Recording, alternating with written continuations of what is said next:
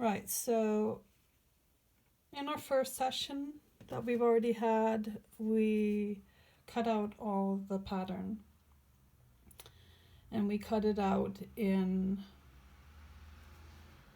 the coutil, the backing fabric, which was the calico,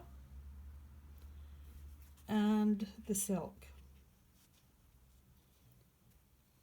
The front section of this was on the bias, and the other sections were cut on the straight. So we've just carbon papered the coutil, which is going to be on the inside. Then it was pop in your boning channels, which we've done with the Petersham on the center front, and make sure that you fold it in half, tacked it onto the center front line so it's half on one side and half on the other, and then machined it.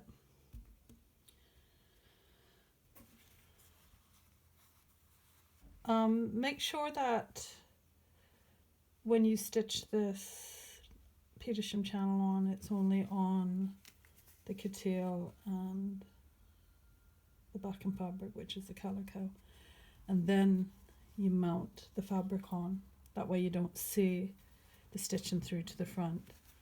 When you come to the side panels, we're just going to sandwich them, but again, just between the coutil and the calico, and then mount it to the front, and then you don't see the boning channels. And sometimes if your boning is really showing prominently, you can back the topping fabric. You could put some ice wool or winceyette or a layer, and it will soften it and you won't see the boning channel. But if you do it on one panel, you need to do it on all of them. Otherwise, if you just did, say, the center front one, the side ones would look flatter, where the front one would look softer. So you need, once you do something to one panel, you need to do it to them all. On the side panels,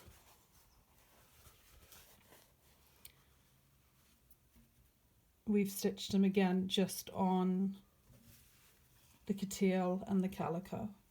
That way you don't see the stitching through to the front. So once you've done that, we tacked all the layers together. Make sure you don't tack across the boning channels and block them off, so skip that. And then we marked out all the seam allowances. So I've used green. You could use similar color to your top fabric. I've used green so it's visible on the video. So I've tacked them all out. Make sure that you crisscross at each corner, each point. And then I tacked the waistline and the bust line and the waistline in white. And I've tacked the balance marks. So if you look at these other ones, this is the other side panel. Yeah. So on your center front, center back, you want white, and your waist and your bust you want white, and the rest can be the color of your garment. So that's where we got up to, and then we'll go on to the next step. So our next part is sewing the curved seams together. So you have your convex curve, which is going out, and a concave, which is going in. So if you think about it, the concave is like a little cave, yeah? Help you remember it. And what happens when you try to put these together, it's quite difficult. It's like you got two opposite curves trying to match them. So a little trick you can do is along the concave is do a little stay stitch along here. So I'm gonna do it by machine, but if we're doing it by hand, you can just do a little tight running stitch along there, and that stops it stretching and allows you to clip up to that line. So I've made my little stay stitch there, probably, I don't know, maybe a centimetre, not quite, away from the carbon line. So this helps stabilize that line so it won't stretch. And what you need to do now is come along and clip. Only clip this if you feel you're really struggling to get it into the curve. If it's just a shallow curve, you can do it without. If you're doing it on the front bust line, and especially if somebody's got a larger bust, you definitely will have to clip. And then just clip. Don't clip like that. You might go right through, clip, put your point to, but I'm not going to clip quite to it just yet. I'm just going to go halfway and clip them about ½ inch apart.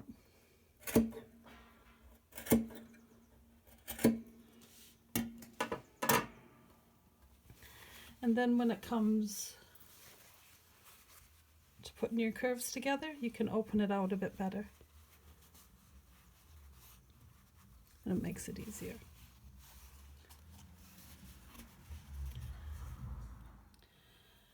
Right, so I've made my bias binding.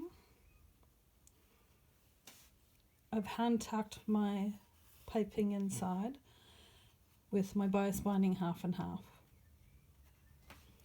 And then I'm laying it down on the curve. I pinned it first. And you're going to come in with a zipper foot, so I want the edge there where it would be stitched to be on my line, so that my piping peeps out. And then I'm going to hand tack that in place so it doesn't shift. And then I'll come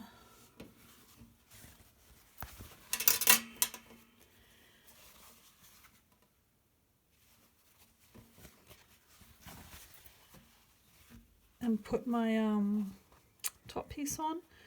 So figure out where it needs to go, catch it in place. And I think I would just quickly hand tack it so it doesn't shift. Check that you're happy with it, and then you can come along with a zipper foot. So here it is tacked. I'm tacking it in place.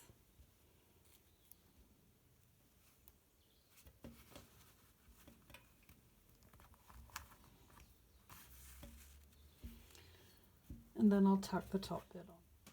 So here it is, I've tacked it in place. Check it, I'm happy with it, looks okay. My waistlines are matching up, my bust line. And on this side, this is what it looks like. So I would come along and machine it with a zipper foot, or in this case, be hand stitching it with a back stitch. And I'd use a double thread.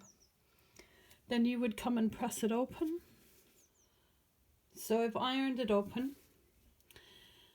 and I've ironed my piping selvage to the concave side so it hides where I've clipped it. And my next step, and then I've trimmed it down. So if you trim it narrower, when you're going around a curve, you won't have so much bunching up.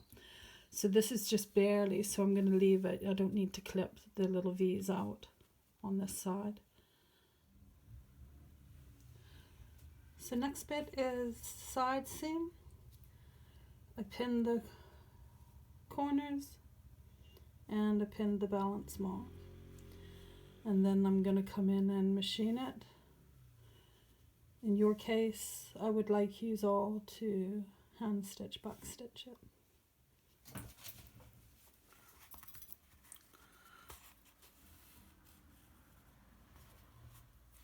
So I've gone through the loop.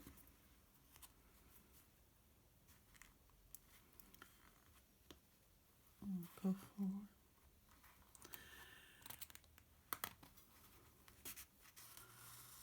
Go forward and then go back and forward. So half a stitch behind, half a stitch in front. Go back to the beginning of the other stitch, half a stitch back and half forward. Keep them small.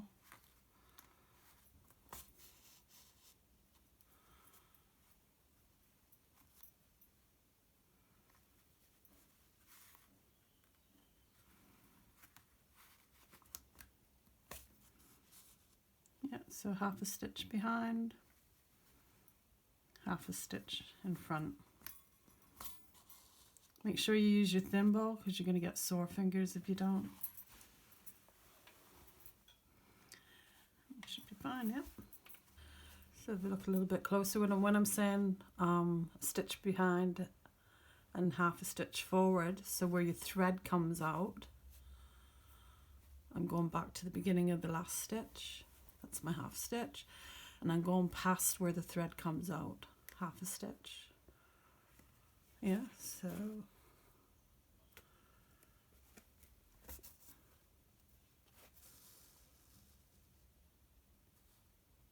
yeah. So you'll have a continual line. It'll look like a machine stitch. So you've got your seam allowances now. And you'll find you can probably shrink most of it out once you pressed it. So the back, there's barely anything there, so I wouldn't bother clipping that. And it's quite flat there. Side seam smooth. And the bust seam on this is okay on this one. But if you found you had a larger bust and it needed to be clipped, I would trim these, make sure they're even together, and then I would clip probably 3/4 intervals. So if I clip about there, and then you can, if you're hand stitching, it's nice if you kind of curve them a bit.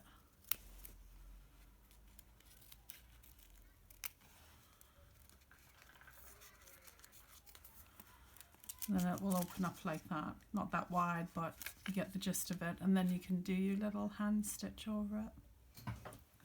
So then you're just going to come and do a little whip stitch, hand stitch to finish the raw edges off of your seam allowance.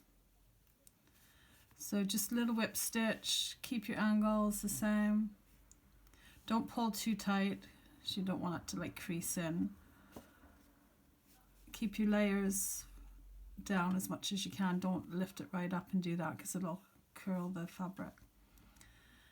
And a little trick you could use to keep your stitches even, you could draw a little line on the side of your finger so that you're making them the same if you find you go all over the place. So it's surprising how much that keeps the fraying down. So if you finish them all off like that, this is one I've done earlier and it's overlocked. So you can see it doesn't really need clipping, but if you want to have a go at clipping, feel free to do it so that you can see, maybe do it on the front bust, so clip at intervals evenly and then smooth them around like I showed you with a bit of paper and then hand stitch them. So actually it'd probably be quite nice if you clip the front, so clip the front. But in reality, this one's quite shallow, so you don't really need to clip it. But if it was a bigger bust, you would. So for the placket, I've got myself up 4 or 5 inches across silk and the calico or the couture layer. Folded it back on itself, inside out. I've machined the end, trimmed it down, cut the corner off, and I will bag it out now. So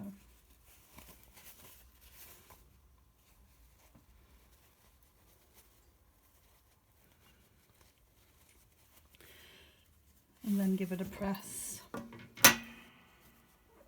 So this is it pressed, and then what you do, you would normally overlock it down here, but for now, leave that. So you would do it either end, bag it out either end, and this is it. You'd stitch it down on the center back line.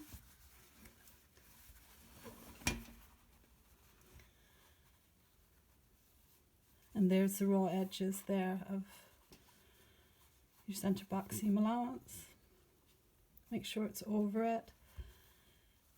And in this case it was overlocked, so I would herringbone it down. But you all can just do a little bit of bias binding if you like along there. So make sure it's bagged out either end.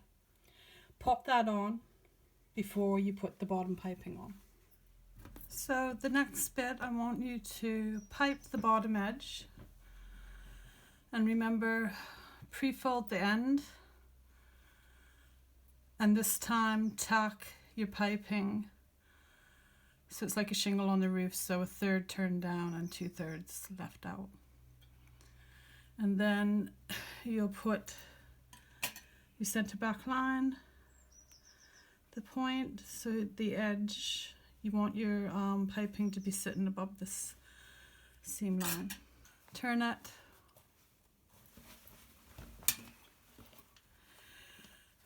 Trim this, your selvage underneath down, clip it on the curves, and then turn it in and slip stitch down. It will look like this when it's slip stitched down. So you've turned it, trimmed everything down, got everything out of the way, and slip stitched it down neatly. Yeah, and you'll have a finished edge at the edge there. So